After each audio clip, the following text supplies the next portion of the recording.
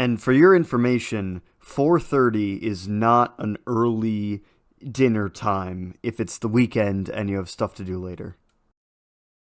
I don't know. I think it's a good. Well, I was just you. You sent me making dinner as I was sitting on my couch eating lunch. Okay, well, that's entirely your fault if you're eating lunch at 4:30. hmm Dinner is like 6 p.m. or after, as far as I'm concerned. Dinner is the last meal of the day whenever you're hungry for it. But Yeah, I don't know. The last meal being around like before 6 p.m. just sounds insane. I'm going to be hungry again after that. what was your lunch? I bought a panini press actually this weekend, so that's been luxurious. So I had Oh a yeah. sandwich and grapes and some trail mix. I made myself a flat white. I had I made myself some pasta because that's like my emergency meal prep is I always have some pasta sauce, a little bit of like ground turkey in the freezer. But the more important thing is normally I just get like penne or maybe rotini or something like that. But they had the little wheels. I had that today. Oh, Yeah. very nice. The other important thing is we also watched some movies with this friend group that you're not a part of.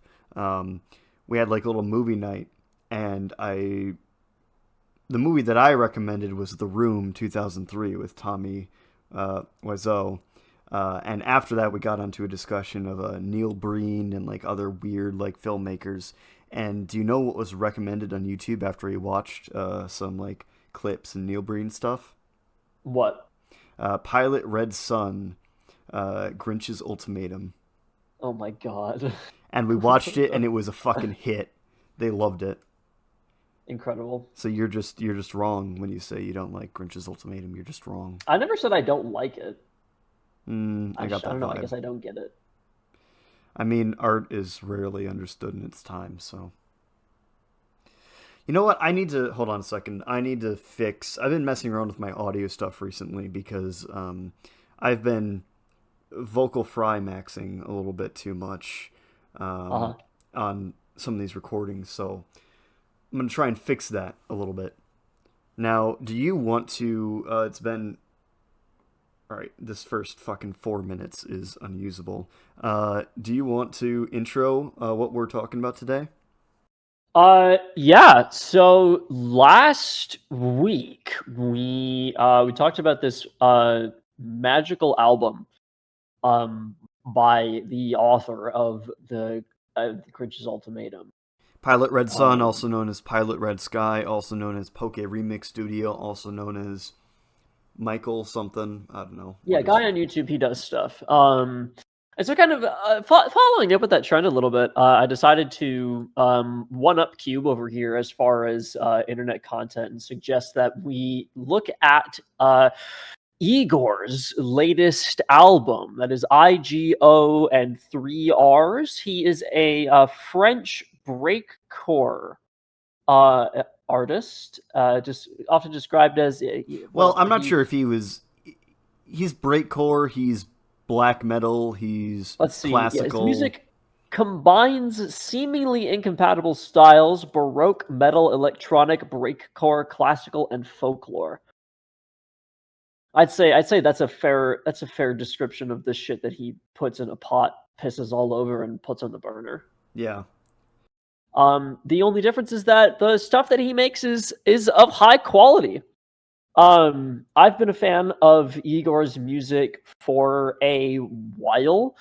I initially discovered him through Beat Saber, which is fitting for the kind of music that he puts Yeah, together. I see that.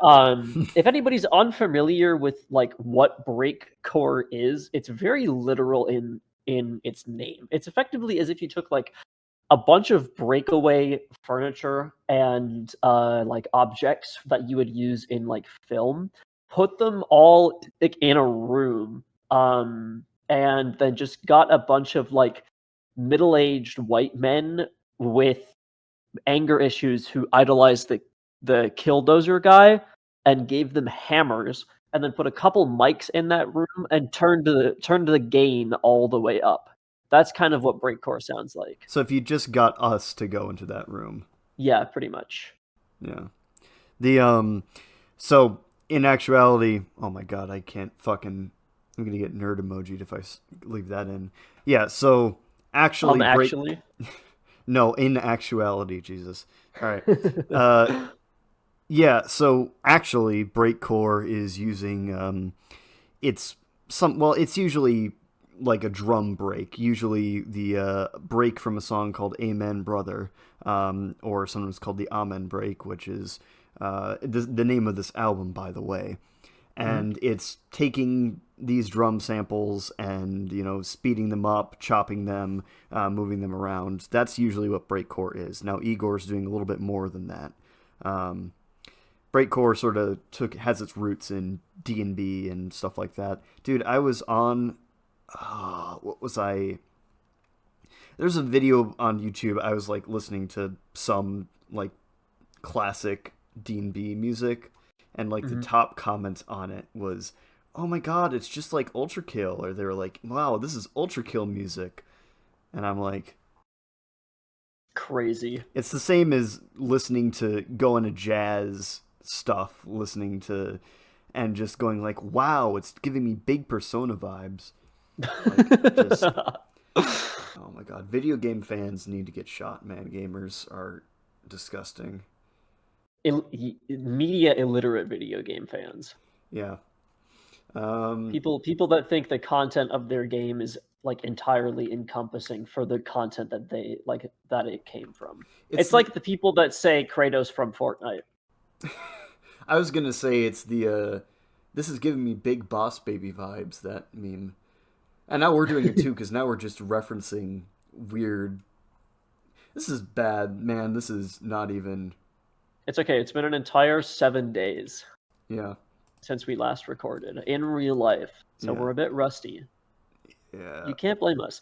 But yeah, so today we're talking about Igorr's latest album, known as Amen, which I actually didn't know that little tidbit about the origins of breakcore. So I can see now another reason that this album is called the way that it is. And just kind of like initial impressions of it, I've listened to the rest of like all of Igorr's stuff, and I've noticed kind of a trend as he makes more music that I've noticed in other artists as well, that each new album they put out steadily becomes like slightly more, I guess, mainstream. Yeah, that was a compared to big. their older stuff. It's like Igorr's first album. Fuck, dude. That was straight up new noise. That was like shit nobody had ever heard before. Like that was you didn't nobody had ever put those kinds of like frequencies together in that order, and it was wild. And then he kind of like Hallelujah was similar as well, very just like, wow, there's a lot going on here. But each like a lot of the songs in Hallelujah's 2012 album had like very noticeable and well put together contrasts between just like slamming a bunch of metal pipes together with the gain on the mic all the way up, Yeah. and like choral instrumentals that were genuinely beautiful music, and like mixing those together and such, and then it would just be him screaming for like a minute and a half with nothing in the background, and that was one song. Yeah. And it was incredible. And that's not to say this album does kind of encapsulate that like original idea in a sense. I just don't think he pushes it as far as he did in his initial albums. And you'll see this in like on another example that I like to another artist that you kind of see this trend in is Cage the Elephant. Cage the Elephant is by far like my favorite band just of all time. And their first album, like their literally their flagship album called Cage the Elephant, was like some fresh new wave punk rock, and now they're just kind of like mainstream indie rock, which I still, Neon Pill, great album, but they're gonna have a hard time topping Sabertooth Tiger. I That don't song know was a this fire song. band, so I agree with what you said. Good. Good. I'm an authority on Cage the Elephant. I think that does happen to a lot of bands as they get. I'm not sure if it's. I think saying it's selling out is kind of uncharitable. I think it's they get into a groove with the kind of music that they make where previously they might be experimenting just because they want to, see what works. And when they find something that works, Uh, they kind of do settle into a style there. yeah. Um, I think that there's maybe an elephant. There's oh my god, there's maybe an elephant. There's maybe an element of you know, quote unquote selling out where it's like, oh, now I have a following. I don't want to make something too weird for fear of losing that. But I think that it's also just it's hard to be innovative forever. I think that like Correct. a big example that weirdly I've been thinking about recently is Tim Burton because I was going through his movies with a friend of Oh, mine, sure, and sure. like he started out he used to be like the weird quirky whatever thing that nobody had seen before, Yeah. because that sort of I'm not sure what the technical name for whatever subculture he embodied is, but whatever that subculture was, it was not really prevalent. And a Hmm. lot of his earlier movies, especially we were talking about like the first Batman, Batman 1989, the second Batman technically. Um, his style works very well with that for like a weird, demented funhouse. Like a Yes. Gotham City is impossible in that movie. And Hmm. in the second one, like it just doesn't make any sense physically, and I love it because it like really captures the vibe of what it feels like in the comics or in like the Arkham games or something like that. But then over Very much. time, Tim Burton Tim Burtonisms kind of became more popular, and he became more popular, and his brand, which was kind of built around being an outsider, doesn't make any Hmm. sense anymore because now he's like a fixture and is still making movies for some reason because they just kind of also kept getting worse. Um, Right. and Tim Burton is a whole other discussion. He's got his own things. I think the only artists that I've seen, like musical artists, that have really avoided that fate are I think Death Grips was also a group that started out like really experimenting with different things and have kind of continued experimenting. Um, like I think that their mixtape and their first album are actually the most approachable of their work, and then they've kind of just been getting. I mean, maybe not consistently weirder, but they've not gotten more mainstream. I think. Um, Yeah, I think I know what you mean. and I don't know, Nine Inch Nails had a period where Trent Reznor went to rehab, came back out, and then made like 40 ambient songs that he released in public domain, which is kind of based of him. Or, well, no, Creative Commons, because he had to get the writing credit for um, Old Town Road. Hmm. And King Crimson also kind of had a weird.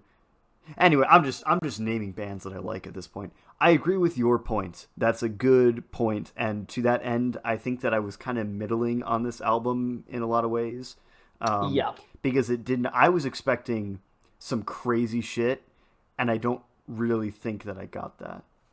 No, I completely agree with you. Um, it's yeah. I mean, it wasn't bad by any means. I think it's it's different, certainly compared to like the rest of his albums.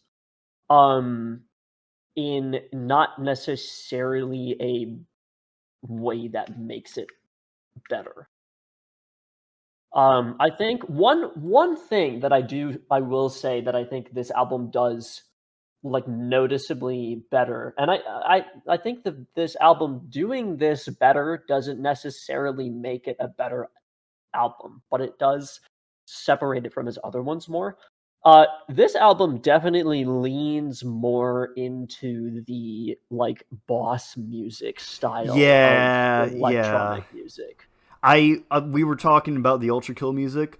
This really Mhm. does, in my mind, this blends together with the sort of like Ultra Kill sludge of to be clear, I like that kind of music, and I do have like Health on my playlist, and some of Hakita's songs. But this is just very. This is what I was saying with like the weird, quirky outsider stuff becoming mainstream. This is Uh-huh. like the oh, it's cool because it's breakcore, black metal fusion of whatever.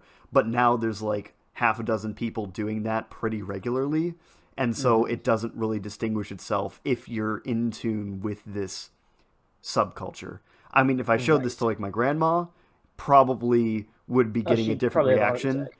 But like I am used to this kind of music, and it really does not distinguish itself from the pack as much Uh-huh. as I was hoping it would. I will say there are a couple of good tracks on here, and I think the tracks that it leads with are not very good.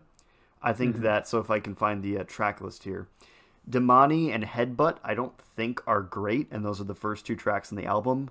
When I was Yeah, listening I to think it, I think Daimani is definitely one of the more boss fighty songs. yeah, it feels very like God. What's the other fucking Perturbator? Perturbator. What's the other one I'm thinking of?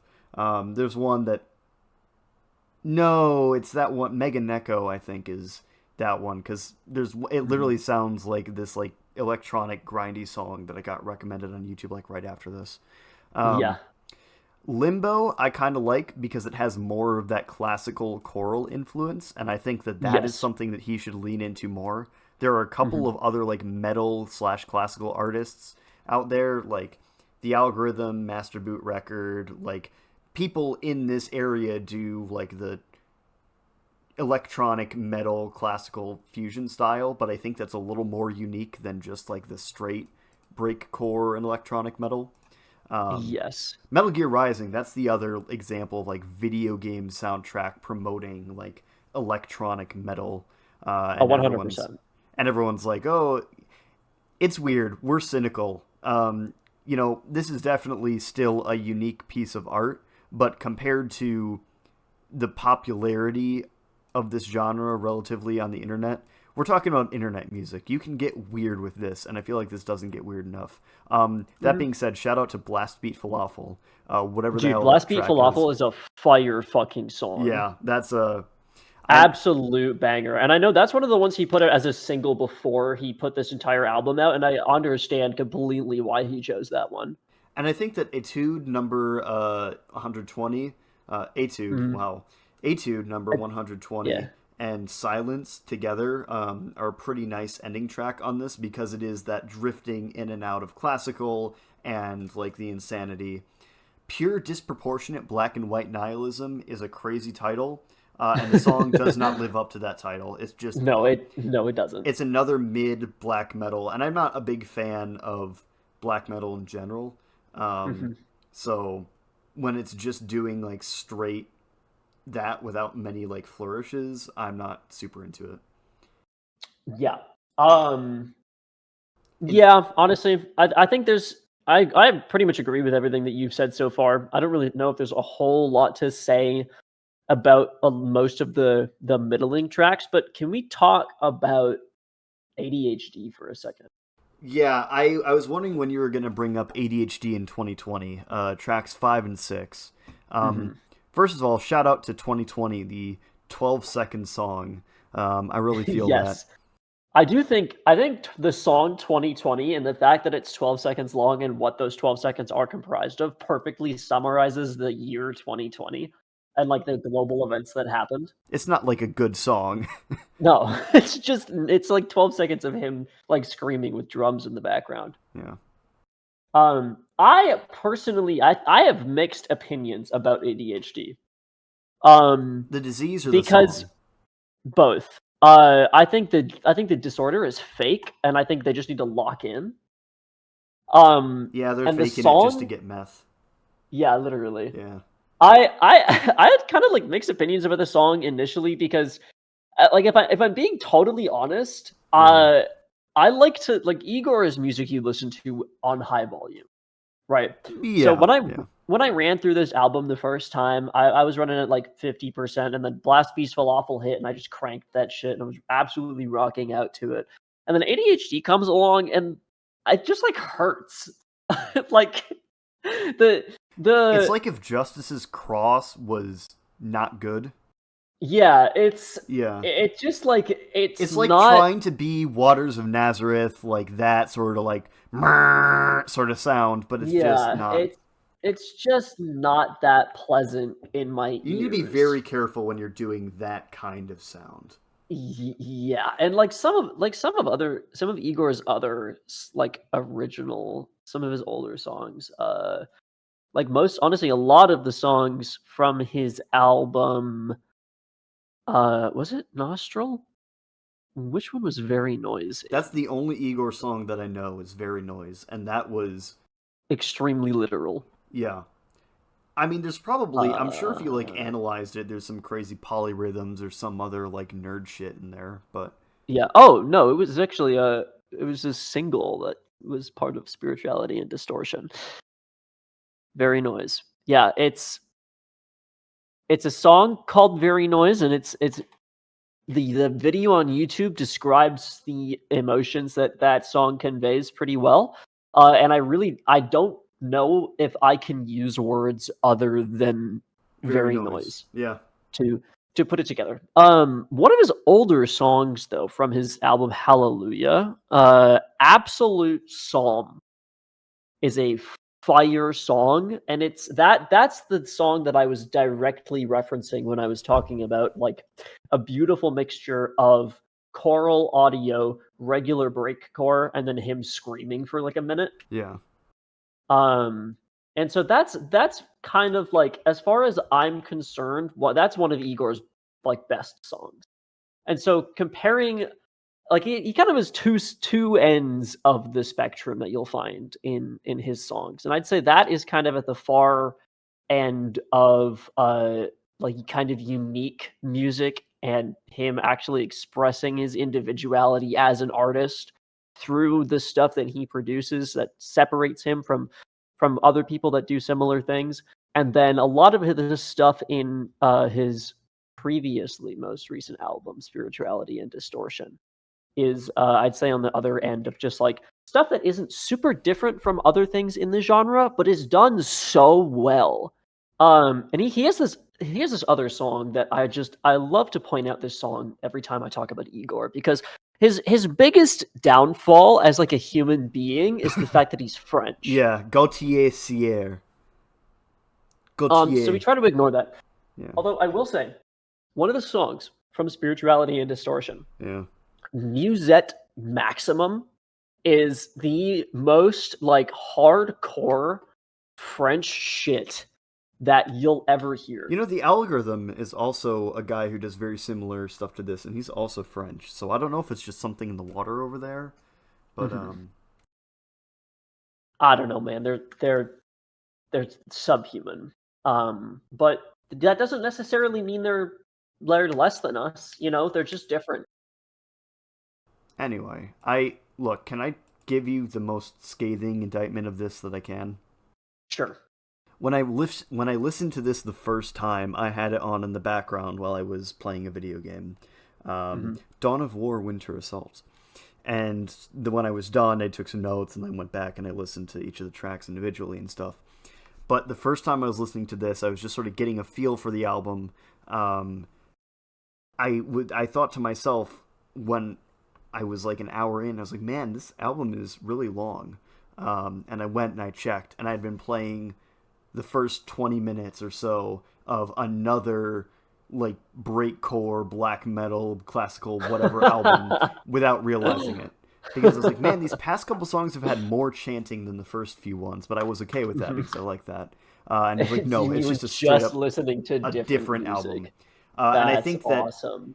that is something that, look, if I can be extremely cynical for a second here, I think that a lot of people in like the internet, broader internet music space, which we kind of discussed last week, I think a Uh-huh. lot of them are, there's a kind of like, oh, the list music I listen to is so like unique and weird, and it's really not. Like there's a ton of different Mhm. people doing this, and it's again an example of the subculture becoming more common. um, there's there's not words I can use to really describe this effectively, besides just saying that it's the same sort of phenomenon as the, oh, I like the middle schooler who's like, oh, I don't listen to pop music. I listen to anime OSTs and game soundtracks and classic rock, and like thinking they're so unique for it. But there's like fucking 50,000 individuals exactly like that. Yep. It's that kind of vibe that I Yeah. get in a lot of these spaces. And looking at the comments of this album, they're talking about how it's like, I mean, if they like it, they like it. That's fine. But a lot of people are like, wow, this is a fantastic album. This is so unique. This is whatever. And I think it is unique if you're looking at it from a first time perspective. But Uh-huh. compared to other people in this space, this does not distinguish itself very well, I don't think. I think that's a fair kind of assessment of it because I honestly I did the same thing the first time I listened to it. I think it was a little less noticeable because now that I'm off of Spotify, when I like hit the end of an album, Yeah. it just goes to like it starts shuffling tracks of the same artist, and so Yeah. it just played like other Igorrr songs at the end of it, and I still didn't like it took me a You second to didn't notice notice that when the it album ended, had yeah. ended.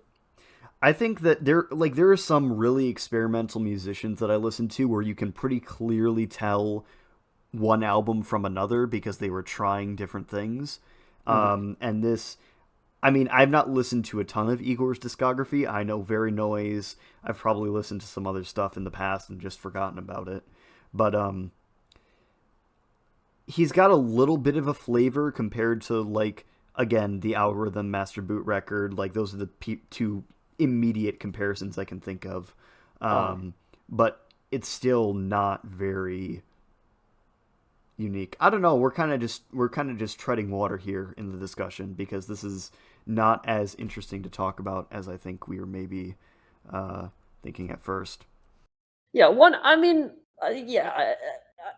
As I had listened to this a couple of times, I kind of got the impression that like I don't know if we're gonna have a whole lot of to talk about for this, and that's not a terrible thing. There's nothing wrong with a shorter episode or two, but I will say I think I am probably like going to use some of these songs for boss fights in TTRPGs that I run in the future. A few of them are fine. Right. Like they're not. None of these songs are bad. I wouldn't say that any of these songs are like actually genuinely bad. Yeah, would I voluntarily listen to some of them? Maybe not. But that's just that doesn't always have to speak to the quality of the music. If I am listening to like some newer D&B stuff and this comes on, I would be like, "Oh, okay, yeah, sure." And some of them I think are genuinely like again, Blast Beat Falafel is weird and I like that. We should have more weird Yes, tracks in this. This is fucking Igorrr we're talking about here. hundred This is the percent. guy who made the Very Noise music video, and I don't think do any of these have music videos. I'm not I sure. think they do actually. Because I downloaded I got the album off of YouTube, and um, I think they do. I haven't watched any of them, but I think they do have music videos. I don't know. I think that really it's just having a taste in music is just an excuse to brag about how esoteric you are. And we said this yesterday. No, it literally is. It's about music especially attracts that sort of like, oh, I'm more hipster than you. You get that in like other forms of art and like movies and stuff too. Hmm. But music in particular has a lot of that. And I used to DJ. I met a lot of people who are like, oh, dude, check this shit out. I got such a great taste in music. And it's like the Decemberists. And I'm like, That's crazy. okay. I mean, sure, I like the Decemberists, but like, I listen to Yeah, other nothing wrong stuff. with them. I don't listen to Yeah, only them.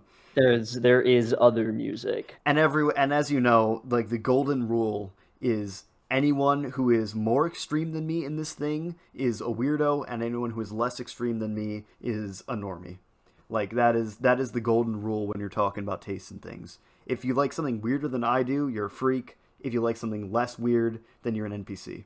Uh, Absolutely. and you have to just keep that in mind when you're having any sort of discussion about music on the internet because that Uh-huh. is, of course, the end goal that you're going for. Yep, and So that's why the only way to actually make friends on the internet is to find somebody with interests so completely disconnected from your own that they like theirs seem wild to you and yours seem wild to them. yeah, And then you meet at a very humble middle ground where you exist to see which of you is the superior human being by continuing to find stranger and stranger media that you either lie about vibing with or actually vibe with. this is explicitly what the goal was when we created this podcast. Um, Yes, yes, I. Okay, can I ask you a question here? sure. You are Gautier Sierre, French musician Igorrr. You are adding one extra track to your album Amen to make it 13 tracks total, lucky number 13. What is the name of this track? Where would it be in the album? And give me like a sort of vibe, like a mood board for this track. Like what kind of vibe are you going for? More metal, more classical? So I personally I am a big fan of albums with interludes. Okay. Like shorter, like minute and a half to 2 minute songs that are just kind of they're I don't know, they're just like they're shorter, smaller pieces of music that are designed to transition between like the first half of the album and the second half of the album. Um, a lot of like I think a couple of Hosier's album have some really good interludes. Magdalena Bay's Imaginal Disc album, their True Blue interlude is just a fire song on its own. And so I think I would like what hang on, let me actually because interlude very well could be a French word. But I Probably. feel like let's see, interlude. It is. That's awesome. Hmm. I feel like Igor is the kind of guy where if he were to have an interlude, he would just either call it interlude, or we should just get rid of pure disproportionate black and white nihilism and Yeah. make that an interlude and put it like after Blast Beast Falafel and before ADHD. Can I propose something here? Sure. In between 2020 and Mustard Mucus, exactly halfway through the album. Plus, you come out of 2020 into the interlude. And you get a nice Ah. break before you go into Mustard Mucus. And that way, there's a. Between the first half and the second half, there's a 1-to-1. There's a. You motherfucker. You're the one who started that fucking bit, I know. you I know. dog. No, this was a collaborative effort. Yeah. I agree. I concur. You know what? I dig it. I dig interlude. Now my track that I would add it would be called The Hamses Screamses, and it would go right after Blast Beat Falafel. Um, that is the ham apostrophe s apostrophe space scream apostrophe s. I'm a fan. I like that idea. And right after Blast Beat Falafel. And the main conceit of this track is going to be you have like the Minecraft pig squeal sound, but it's slowed down and like boosted and like quantized to the point where it's just like this chunky like hmm sort of sound in the background. And there's going to be like a little bit of looping to it. Like you listen to it and it just sounds like noise and you're like, what's going on here? And then you start to notice that it's looping. And then when you're like, okay, this is looping, you hit them with that. This isn't showing up in the microphone. You hit them with like a dun dun dun dun repetitive drum bass and like horns in the background, and it sounds Absolutely. like war drums going on, and it like builds up and builds up and builds up, and there's gonna be a crazy drop, and then just piano solo. Yes. Yeah. But not like a No. normal person piano solo, like those like the Piano Bros ones where it's got like the Yeah. synesthesia or whatever it's called, where they're just like Only the black keys. yeah, it's like only on the black keys. There's like you need to have 5 hands to actually play it. Yep. Just like 6 fingers utter on each nonsense. hand. Yeah. And then I am a big fan of this idea. yeah.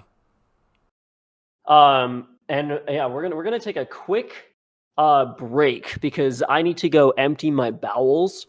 Oh hell yeah. And while I do that, I think you should listen to Absolute Psalm.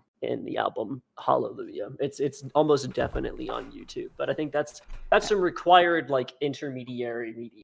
All right. Consume really quick. I will be right Absolute back. Psalm. Yeah, PSALM. Oh, yeah, no, I put in Psalm like the Battle of the Psalm because we were. Anyway.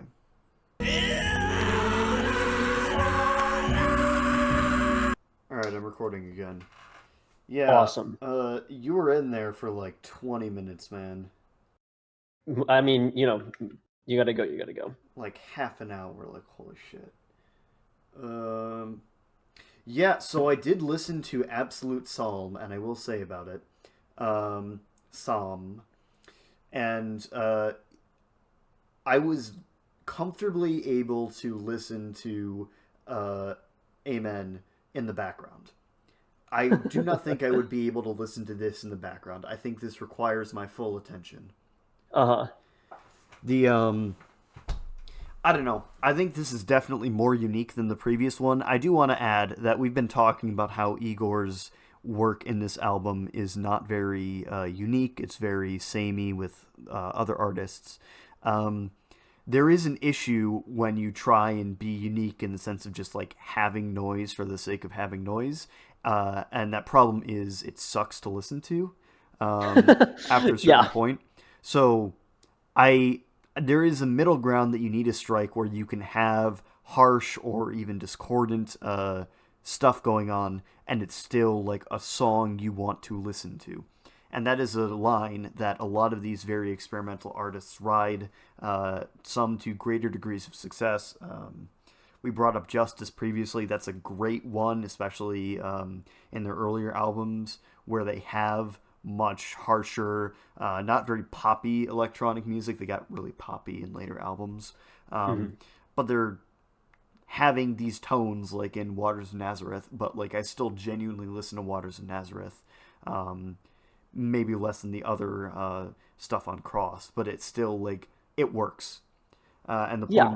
the point I'm trying to make here is that I think this song was more unique, but unique is not a good thing in and of itself if it's uniquely bad. Sure. I don't think this was bad necessarily. The vacuum cleaner went crazy. Oh, Um, 100%. Mixing in like the jazz and some like the saxophone stuff does work. Um, a lot of these weirder musicians, the one I'm really thinking of right now is Clowncore, where they have like these really technical, fancy things just to show that they can, but they're not really like good to listen to. I think a lot of math rock in general falls into this category.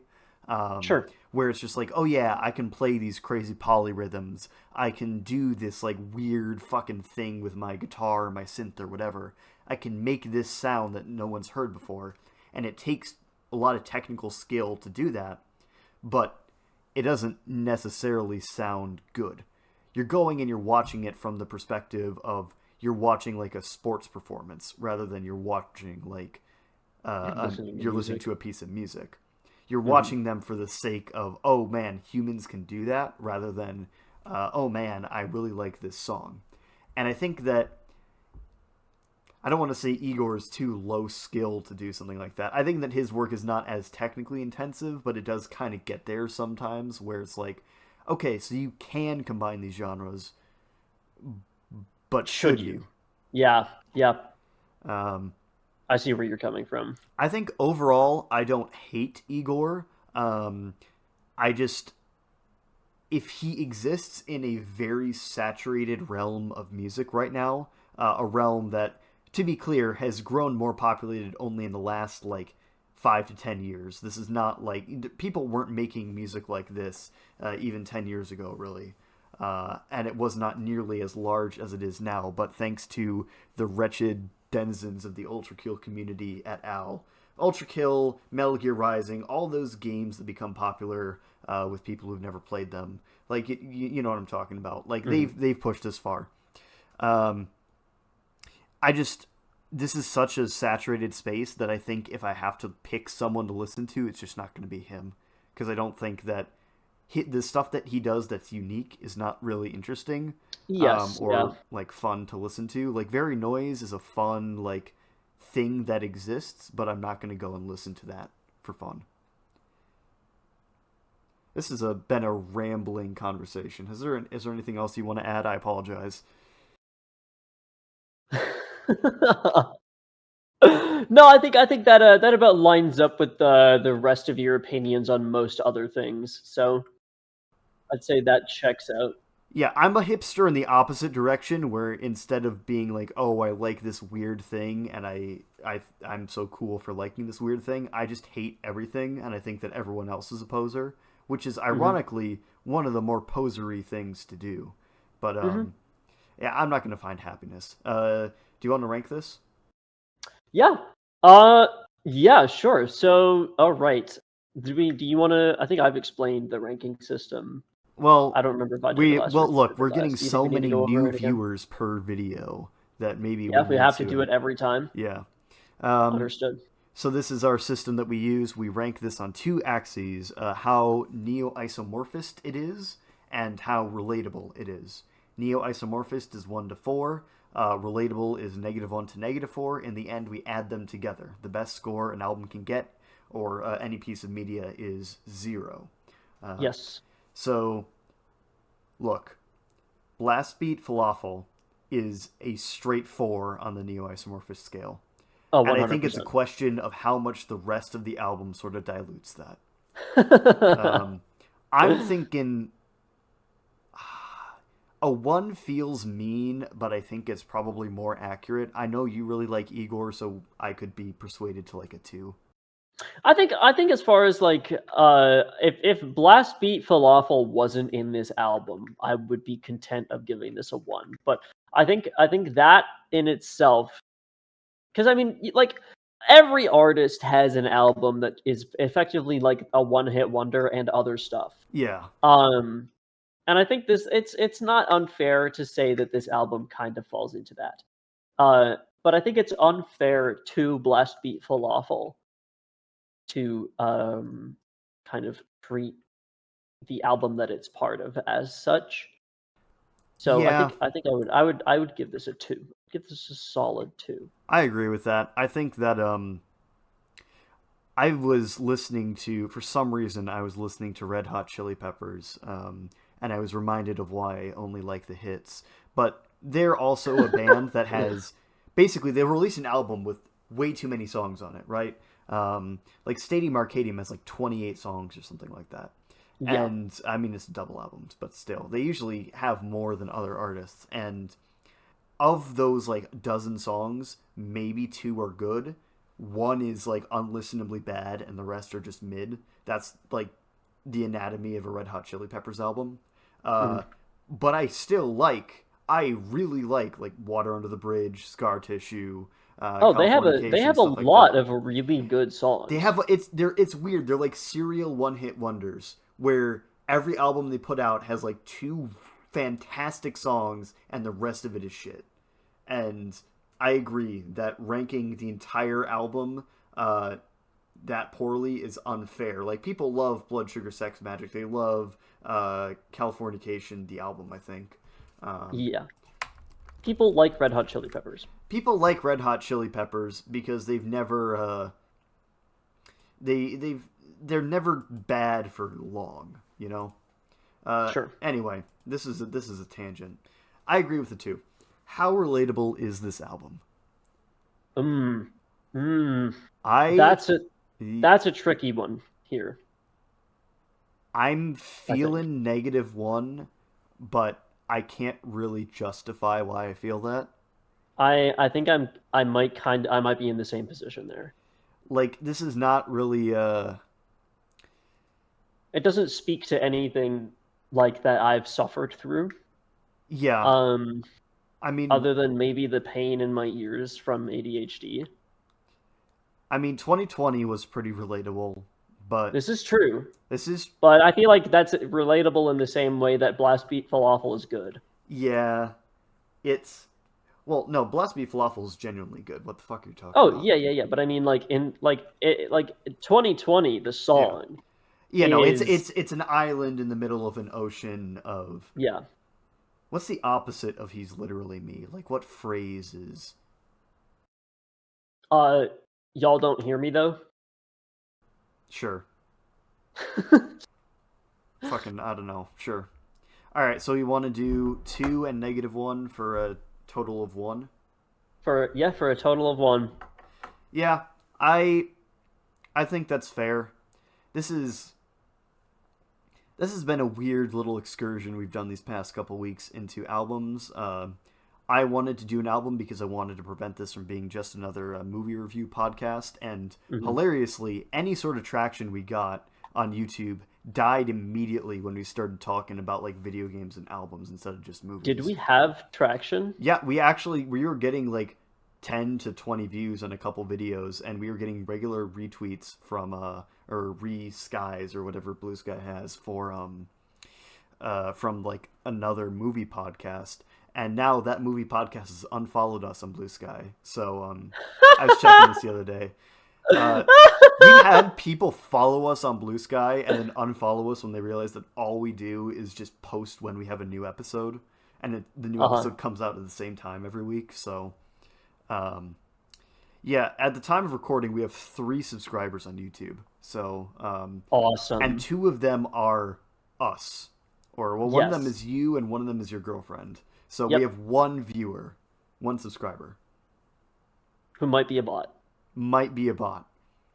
Um, yeah, So all in all, we're doing pretty good. Yeah, I think that we need to be better human beings and better hosts in order to get and maintain an audience. And right Sure. now, as we are currently, we're never seeing the light of the kingdom of the Lord. No, Um, I think that we've just broken over how many, what are we on, like 22? yeah, this is 24. So we've got over 20 episodes of So this we have show. 2 dozen. We have a Yes, full bake double baker's dozen of episodes out, and I think Baker's that's a dozen big is milestone. 13. Fuck off. You And so you I said think two that's a big dozen. Why deal. did you fuck it up? You Shut didn't up. need to fuck it up. Nope, Oh my stop god. it. So anyways, my point remains that I think we've kind of gotten into the feel of things, Yeah. I would say. And so I think we just need to start picking like actual content and not either that or I think we need to commit. We need to commit to something. We either need to full send into the obscure internet bullshit side of things Yeah. and just pick the wildest, wackiest nonsense to go over. Or we like we do movies. Yeah, I think that that's definitely there's We something to gotta be pick. said for being a review channel that looks at stuff that not everyone else has reviewed, but at the same time, people, like they like to watch stuff that they know. They don't want to be challenged by stuff. They want to be comfortable. So they like to watch like, oh, everyone's talked about this thing that I've seen, but I'll watch one other person talk about it. Mhm. So that's also an aspect of it. Yeah, we just gotta pick. Is this staying in the episode? I don't know. I don't know. You edit them. Yeah. So tune in next week for. Do you know what we're going to discuss next week? What are we gonna discuss next week? We are going to discuss the hit 1996 film. We're bringing it back to film. I Oh yeah, deliberated long and hard on this, but the 1996 film Romeo plus Juliet. the hmm, like with Leonardo With DiCaprio. Leonardo DiCaprio and a I, woman who I I I can't remember the googled name I of. googled the movie, and the first thing I see is a Reddit post from 2023 saying Romeo plus Juliet 1996 might genuinely be my least favorite movie ever. Dude, I fucking love this movie. This is a movie built for people who like Malort. That's all I'm gonna say. Oh Um, God. so tune in next week for that. We will look. These have been shorter episodes for these albums because we don't have a lot to talk about. We will have stuff to talk about next week. So, Oh joy. is there anything else you'd like to add? Um, God bless America and eat your vegetables. Drive safe.